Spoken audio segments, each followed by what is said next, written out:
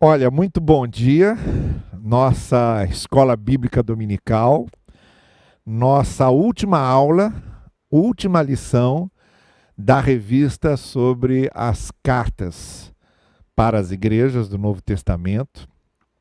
E eu convido você, então, a juntos estudarmos a carta de Judas, que é a última dessas cartas gerais, o livro que vem antes do Apocalipse e que fecha, portanto, essa parte epistolar, essa parte das cartas. Depois de Judas, Apocalipse e fim do Novo Testamento, não é? Eu volto a lembrar duas coisas.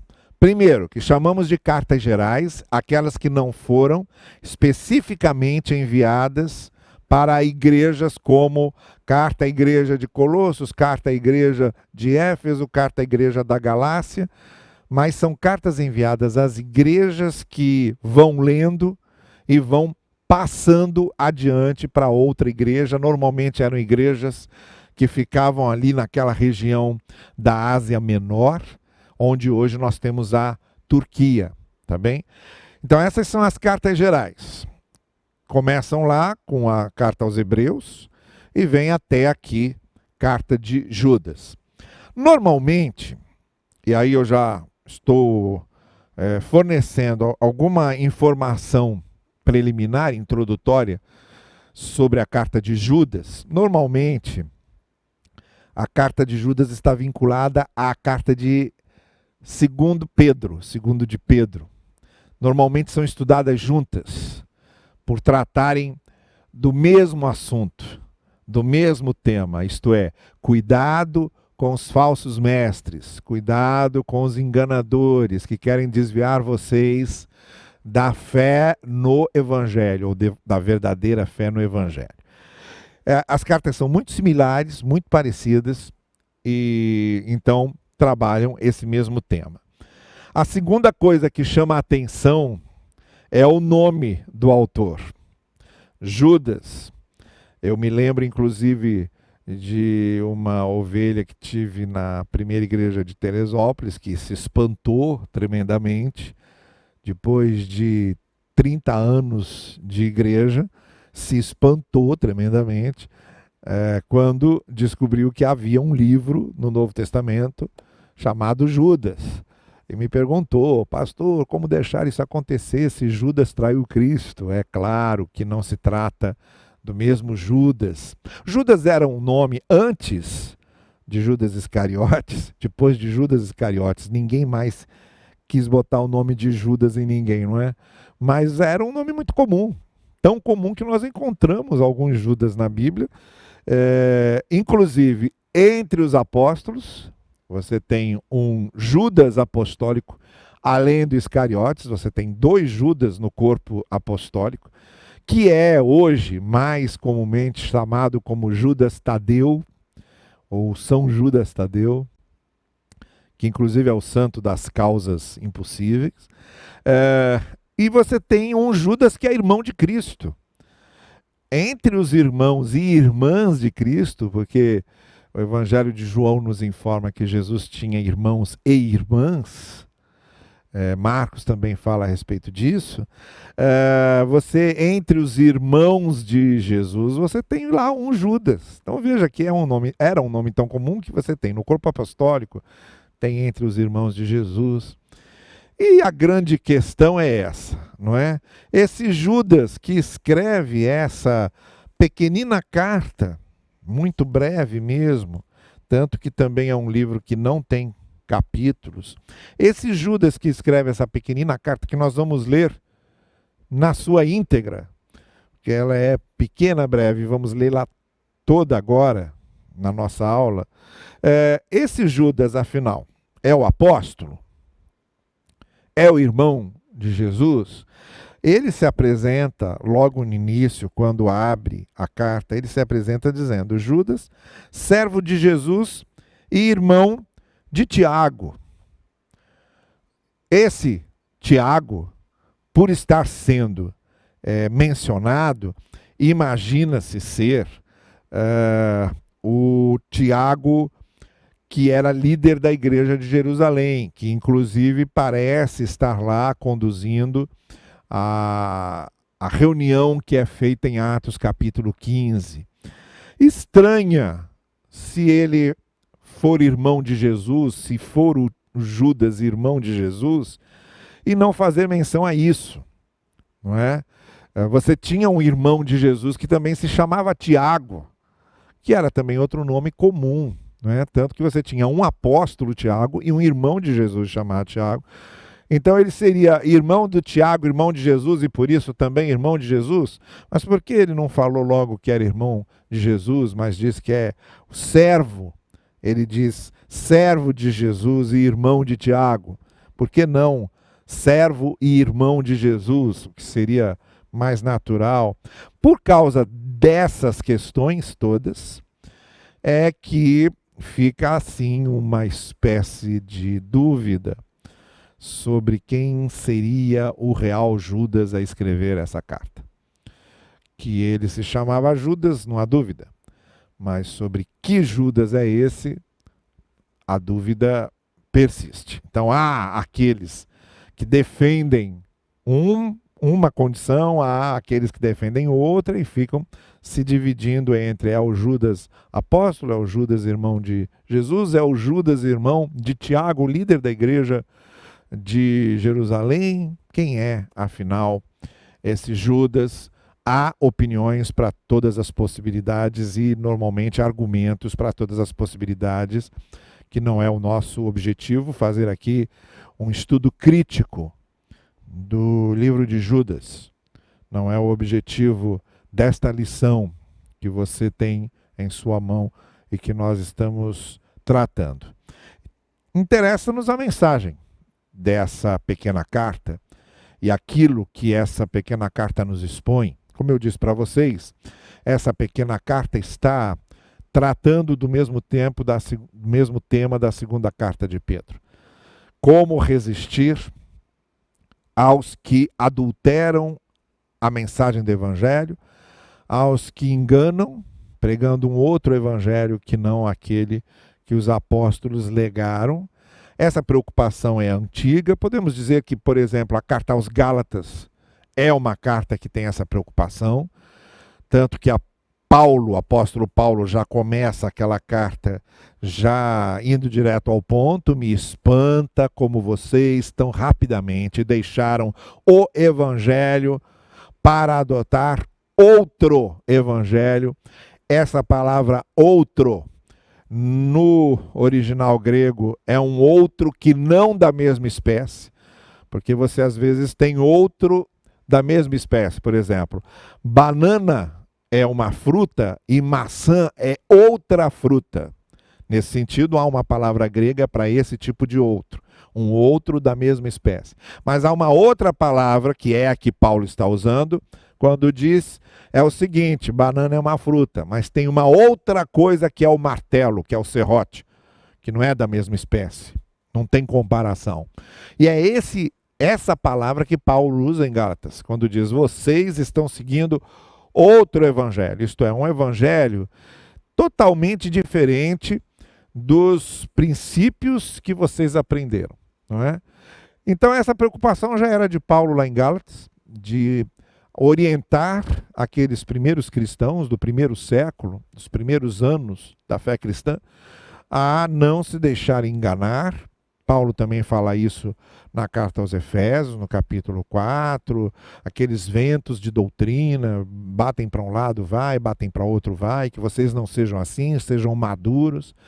Judas está fazendo a mesma coisa aqui, uma época de falsos mestres, no sentido de que pessoas tentavam pintar o evangelho com outras cores, que não as cores da essência do evangelho. De certa forma, e eu já algumas vezes também falei disso com vocês aqui, há uma essência do evangelho que precisa ser preservada, que é o seu conteúdo principal. E há outras coisas que podem ser, de certa forma, aplicadas de maneiras diferentes, dependendo do contexto cultural de cada época, cada lugar. Mas tem uma essência que é inegociável. A ideia da graça de Deus, por exemplo, é uma essência dessa. Não tem como você tirar a graça de Deus do Evangelho, você acaba com o Evangelho. Aliás, essa foi a briga de Paulo com os Gálatas. Estavam, como ele diz, caindo da graça, deixando a graça e optando por tentarem se justificar com as obras da lei. E aí Paulo fala, perdeu o sentido. Já não é o Evangelho. Vocês tiraram a alma do Evangelho, vocês tiraram o coração do Evangelho, que é a graça redentora. Então há uma essência que não pode ser desprezada.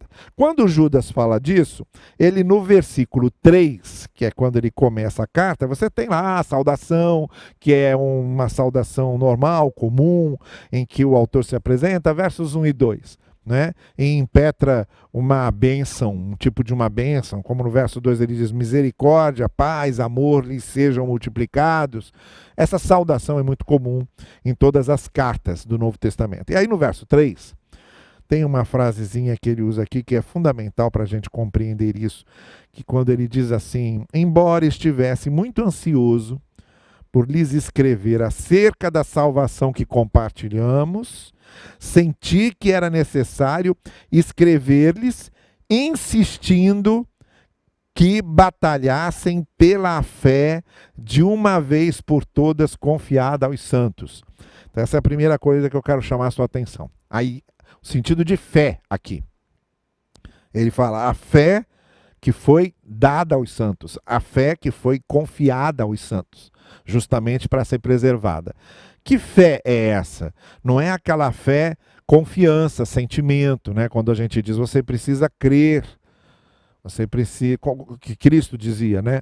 O reino de Deus chegou, arrependam-se e creiam. A sua fé salvou você. Esse é a fé que é aquela fé de confiança, da experiência interior, quando a gente passa pela conversão, pela submissão à autoridade de Cristo, pela confiança nas suas promessas, por crermos que o sacrifício de Cristo é suficiente para nos salvar, que Judas chama aqui de a salvação que compartilhamos, essa salvação que Jesus Cristo já nos deu. Mas quando ele usa agora a palavra fé e diz a fé que foi confiada a vocês, ele está falando dessa essência do Evangelho, desse conjunto de ensinos do Evangelho, que não podem ser conspurcados, que não podem ser adulterados, que não podem ser mudados de alguma forma, sob pena de que, quando mudados, eles matam a essência da pregação do Evangelho, matam o coração do Evangelho. Então é nesse segundo sentido da fé como a mensagem apostólica que recebemos e que foi confiada a nós, para que nós passemos adiante, é a nossa proclamação. É a nossa proclamação que recebemos e que passamos adiante. E quando passamos adiante, essa fé, essa proclamação que nos foi confiada, ela deve ser mantida na sua integralidade. Né, na sua inteireza, na sua plenitude. Quando passamos a mensagem do Evangelho, ela deve ser passada na sua essência, no seu conteúdo. Não se pode pregar o Evangelho, por exemplo, sem falar em graça.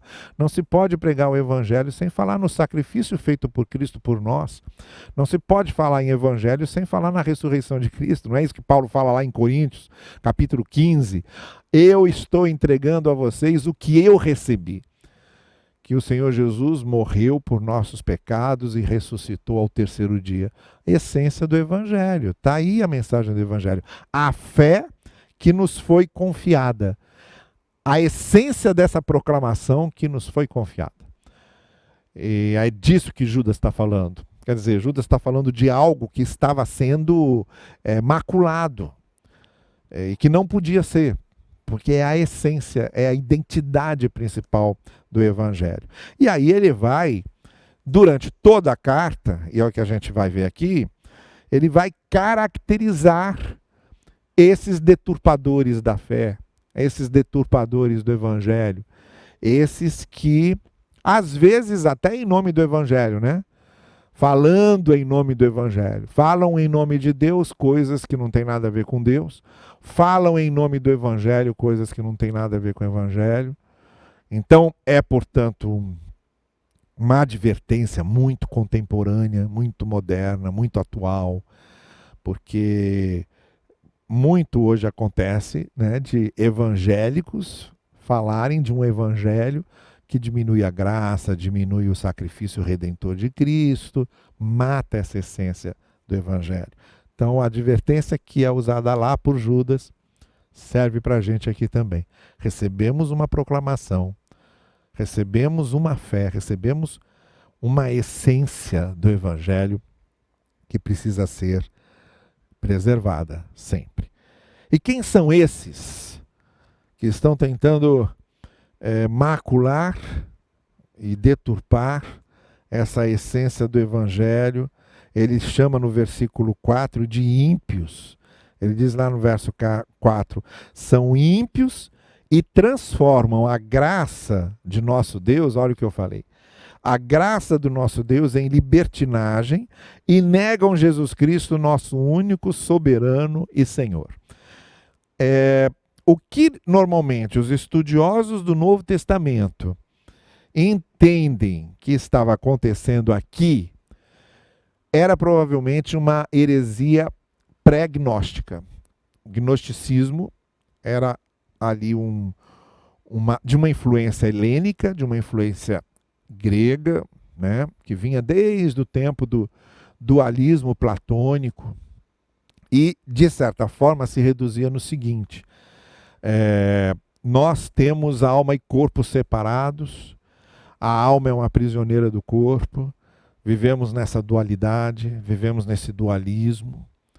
E aí criava-se o seguinte: de um lado se dizia, olha, a alma é boa e o corpo é ruim, então eu tenho que massacrar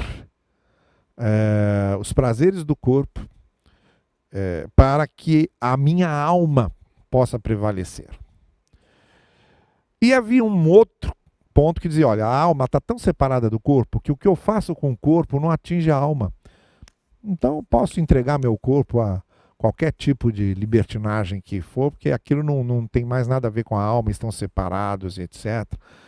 E provavelmente, como Judas fala em libertinagem aqui, isto é, que é uma espécie de vida libertina em que eu não tenho princípio ético nenhum, nenhum respeito pelo corpo como templo do Espírito, que é também algo que Paulo ensina lá na primeira carta aos Coríntios, provavelmente Judas está escrevendo sobre líderes, mestres, que menosprezam o valor do corpo, que menosprezam a santidade do corpo, que menosprezam a ética do corpo e que, de certa forma, abrem a porteira e dizem, faça o que você quiser, porque o importante é salvar a alma, o que acontece com o seu corpo não tem nada a ver.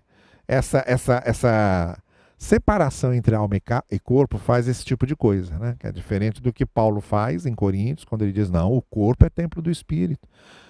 É preciso saber honrar o nosso corpo, porque ele é o templo do Espírito. E quando Paulo também em Tessalonicenses capítulo 5, ele diz, Deus abençoe vocês conjuntamente, harmonicamente em tudo, corpo, alma e espírito. Isto é, Paulo não separa, não departamentaliza, né? Corpo é uma coisa, alma é uma coisa, espírito. Não, ele junta tudo e fala, essas coisas estão juntas. É o ser humano que não tem corpo, alma e espírito, ele é corpo, alma e espírito. Ele é a junção dessas três coisas. Sim, dessa forma deve viver considerando essa harmonização, mente, sentimentos, espiritualidade, intelecto, fé, físico, né? Tudo faz parte do ser humano, essa integralidade que o apóstolo Paulo está mencionando lá em Tessalonicenses. Então não tem como separar isso. Então quando Judas diz, olha, cuidado com esses que separam e dizem, corpo não tem nada a ver com alma, faz com o corpo que você quiser, porque a alma já está salva, Não é verdade, porque nós não somos separáveis assim, não somos departamentalizados assim. Nós somos também corpo. E o corpo é templo do Espírito. Eu preciso ter respeito pelo que eu faço com o meu corpo. Até meu corpo é para honrar a Deus. Até o meu corpo é para glorificar a Deus. Então, provavelmente, como ele fala aqui em libertinagem, tem a ver mais com o pessoal lá de Corinto, que também tinha lá princípios mais libertinos nesse sentido, a ponto de acontecer na igreja de Corinto tudo aquilo que Paulo também vai narrando. E por isso ele diz, cuidado com o corpo, porque ele também é templo do Senhor. É nesse sentido que Judas também provavelmente está se referindo a esse grupo de gnósticos. E aí, como eu disse a vocês, ele está descrevendo quem são esses e chamando a nossa atenção para ficarmos atentos, para discernirmos. Discernimento. Esse talvez seja o grande apelo que Judas faz, que Paulo fez lá em Efésios, quando ele diz, olha, sejam atentos para discernirem o que de fato vem do Senhor e o que não vem. Inclusive nesse capítulo de Efésios 4, quando Paulo fala dos manipuladores da fé, o termo que Paulo usa ali é um termo assim, é uma vez só no Novo Testamento que ele é usado, só naquele texto de Efésios 4. Dos que jogam dados viciados para enganar as pessoas ali, com resultados já programados. Então, Paulo diz, usa o mesmo verbo usado para isso, usa para esses manipuladores da fé, né? Eles estão enganando vocês, eles estão iludindo vocês. Então vocês precisam ter discernimento. É esse apelo também que Judas faz. Ele começa a descrever quem é o perfil desses falsos mestres, para que a gente esteja atento e discernamos. Quer dizer, nem todo mundo que fala em nome de Deus está falando realmente coisas que têm a ver com Deus. Verso 5, então, e a gente vai lendo agora até o final e vamos destacando aqui algumas coisas. Embora vocês já tenham conhecimento de tudo isso, quero lembrar-lhes que o Senhor libertou um povo do Egito, mas posteriormente destruiu os que não creram. Não é? Nem todo mundo que estava ali liberto era a garantia de que conhecia o eu sou.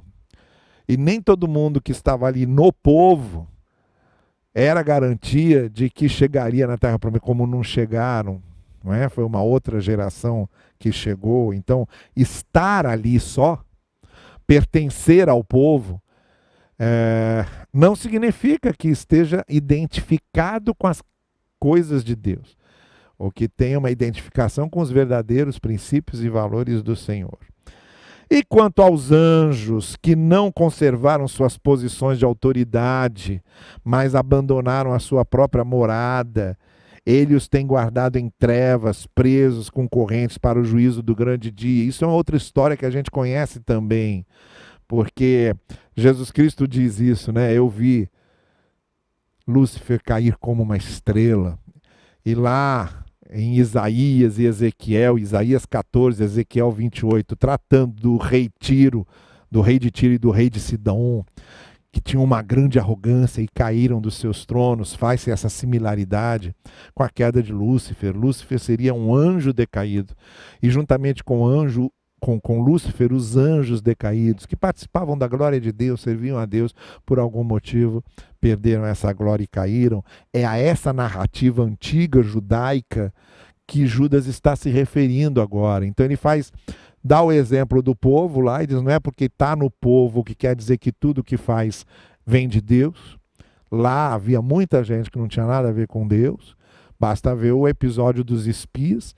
Dos 12 espias, só Caleb e Josué tinham fé, confiavam na promessa de Deus. Os outros estavam tudo voltando atrás, com medo, não é? E estavam lá no povo e eram chefes das tribos. Não quer dizer muita coisa.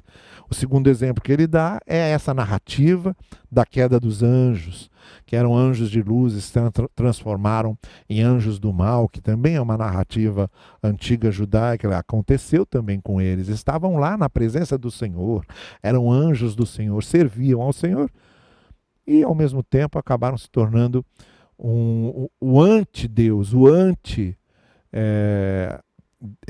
anti-divino, anti-perfeição, anti-bondade, anti-luz, né? E se transformaram em anjos das trevas. Ele continua nessa comparação, de modo semelhante à terceira comparação que ele faz.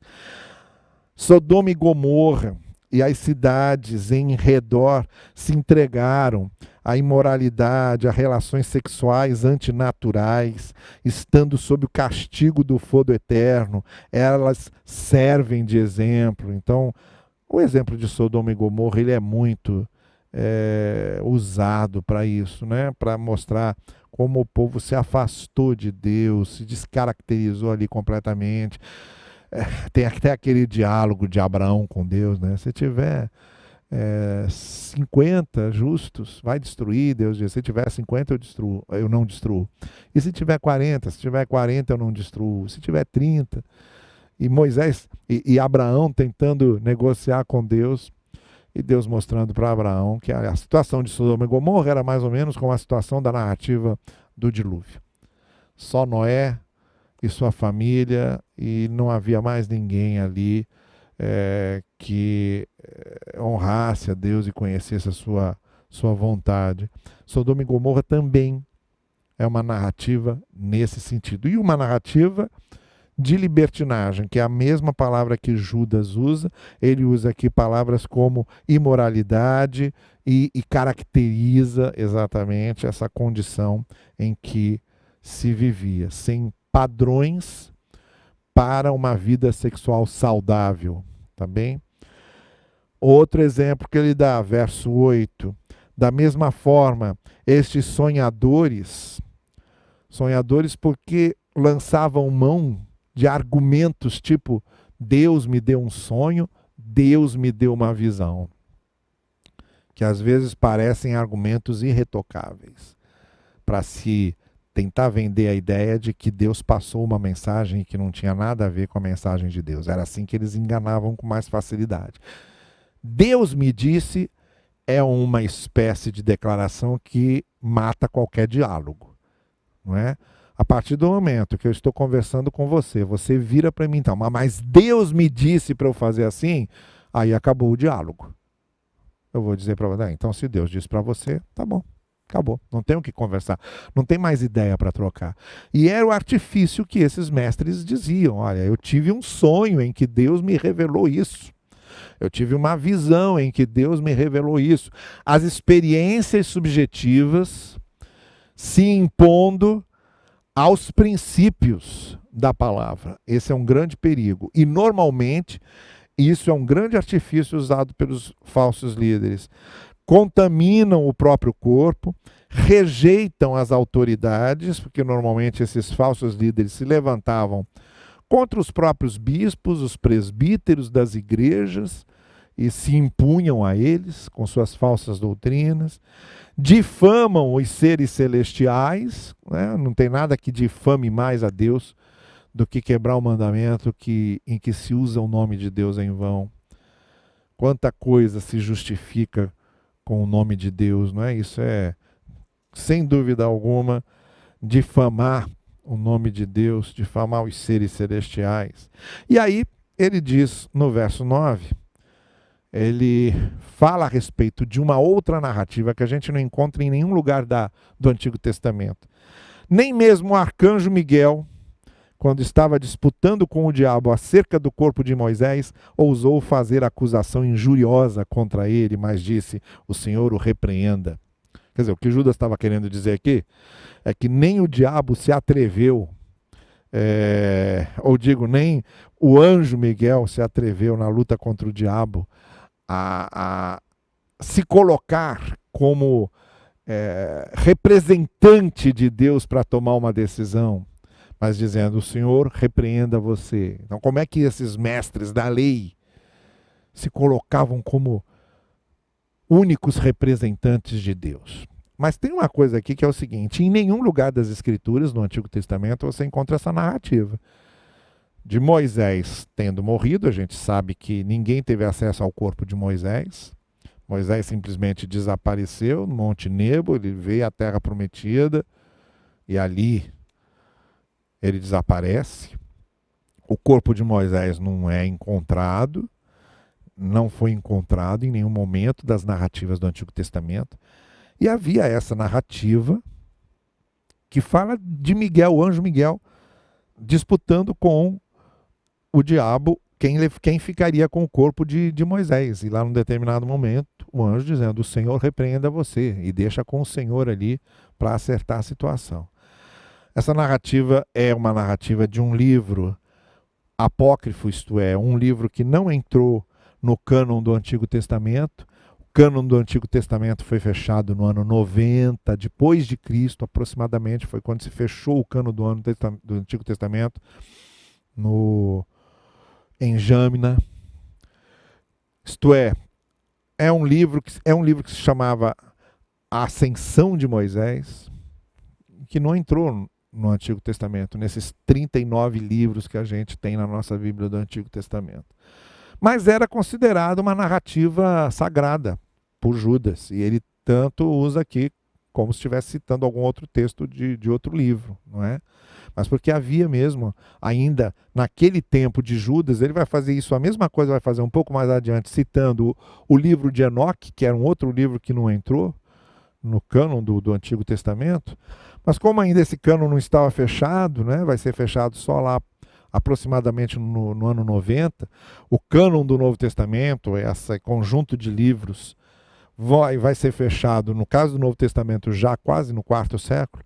Mas como não havia ainda uma lista formal de livros inspirados, muitos desses livros eram usados, eram mencionados. Aqui, Judas menciona esse livro, A Ascensão de Moisés, menciona uma profecia de Enoque mais adiante. O que importa aqui é essa narrativa que ele usa com esse sentido. Olha, como é que esses mestres, falsos mestres, querem agir inclusive em nome de Deus, como se a opinião deles e a ação deles fosse a perfeita e total representação da ação divina, se nem Miguel quis fazer isso e deixou Deus resolver aquela situação com o diabo. Então é um exemplo que ele está dando para mostrar como esses mestres da lei falavam em nome de Deus, sem necessário ter nada a ver com Deus. Falavam em nome do Evangelho, sem necessariamente ter nada a ver com o Evangelho. Mas vamos lá, verso 11. Ai deles, pois seguiram o caminho de Caim. A gente já sabe o que Caim fez. Seguiram também o erro de Balaão. Sabemos que Balaão foi o profeta que se antecipou, falando o que pagavam para ele fazer.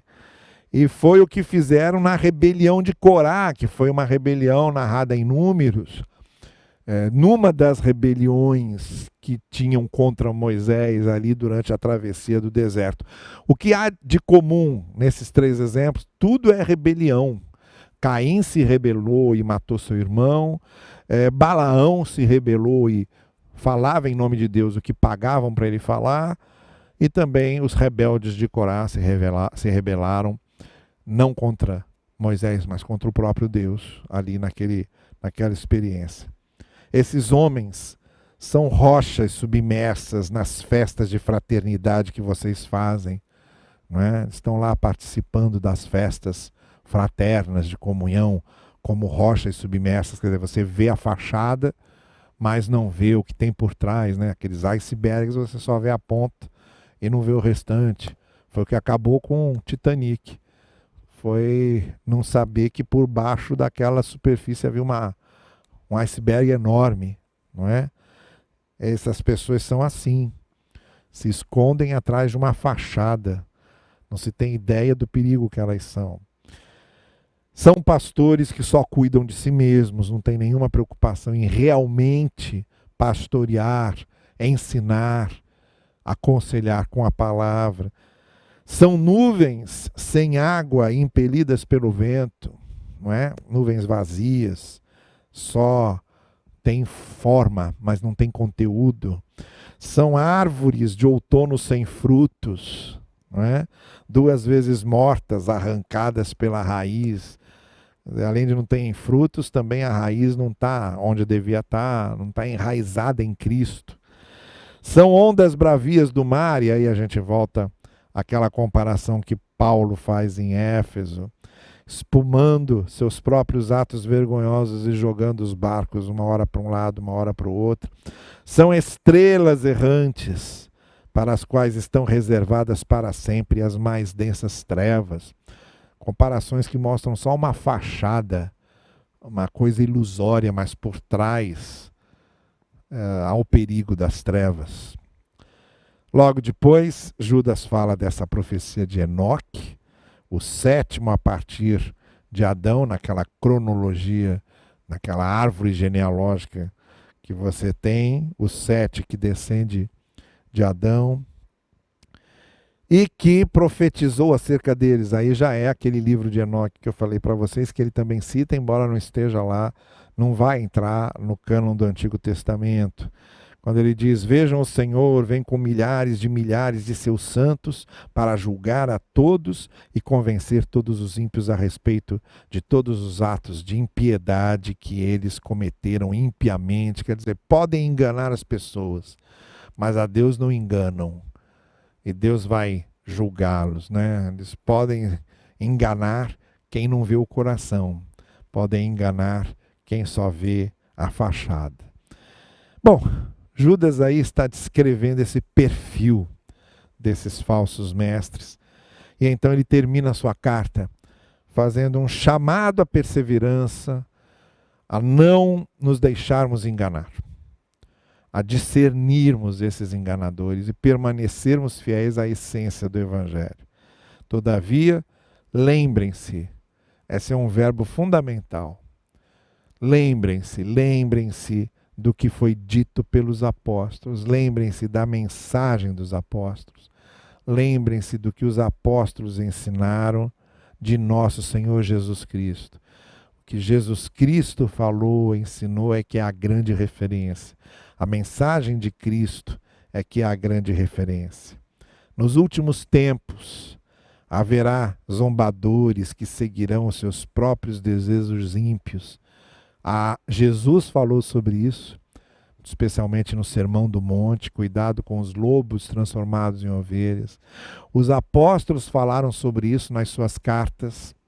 Segunda de Pedro, que é mesmo tema, e como eu disse, está lá juntinho com Judas, trata desse assunto, faz essa mesma advertência. Então, cuidado, que esses são os que, verso 19, causam divisões entre vocês, os quais seguem a tendência de sua própria alma, do seu próprio querer e não do Espírito. E aí, Judas diz, edifiquem-se. Sabe o que isso quer dizer? Construam-se. Vocês sejam edificados no sentido de se tornem maduros na fé. Edifiquem-se, porém, na santíssima fé que vocês têm, orando no Espírito Santo. Edificar-se é amadurecer na fé, amadurecer na palavra. Só tem um jeito da gente conseguir discernir, distinguir as coisas. É com a visão madura da fé madura. É aí que a gente consegue olhar e consegue ver, ó, isso aqui tem a ver com o Evangelho, sim. Isso aqui não tem. Não é? Paulo fala sobre isso lá em Tessalonicenses, quando ele diz, olha, saibam discernir o que é uma mensagem que veio do Espírito de Deus e o que não é. Porque há quem fale em nome do Evangelho sem ter nada a ver com o Evangelho. Então edifiquem-se, isto é, amadureçam, sejam construídos por dentro, edificados por dentro, para terem essa visão madura. Mantenham-se no amor de Deus. A grande referência da mensagem do Evangelho é o amor de Deus. Qualquer ênfase que nos afasta do amor de Deus, da esperança na misericórdia do Senhor Jesus, qualquer coisa que nos afaste desse conteúdo essencial do Evangelho, que é o amor de Deus, a misericórdia de Jesus, enfim, que é a graça e do como devemos viver em graça, qualquer coisa que nos afaste disso, que é o que realmente conduz para a vida eterna, como diz Judas, é uma desvirtuação do Evangelho. Precisamos ter cuidado com isso. Então edifiquem-se, amadureçam na fé e mantenham-se no amor de Deus, mantenham-se na visão da misericórdia de Deus, que é aí que temos a essência do Evangelho. E tenham compaixão daqueles que a outros pedem para que se salvem, mas a eles mesmos falta salvação. A outros ainda mostram com temor, misericórdia, odiando até a roupa contaminada pela carne. Esses que são contraditórios na maneira de ser e não experimentaram o verdadeiro amor do Senhor. A bênção final de Judas é uma bênção cheia de significados. Aquele que é poderoso para impedi-los de cair e apresentá-los diante da sua glória sem mácula e com grande alegria ao único Deus, nosso Salvador. Sejam glória, majestade, poder, autoridade mediante Jesus Cristo, nosso Senhor, antes de todos os tempos, agora e para todo sempre. O que Judas está pedindo é que isso que é essencial, nossa comunhão com o Deus que revelou Cristo, com o Deus que tem glória, tem majestade, tem poder, tem autoridade, mas revelados em Cristo, no Evangelho, na mensagem do Evangelho. Qualquer coisa referente a Deus, desvinculado dessa chave hermenêutica do Evangelho, que é o próprio Cristo, não tem nada a ver com Deus.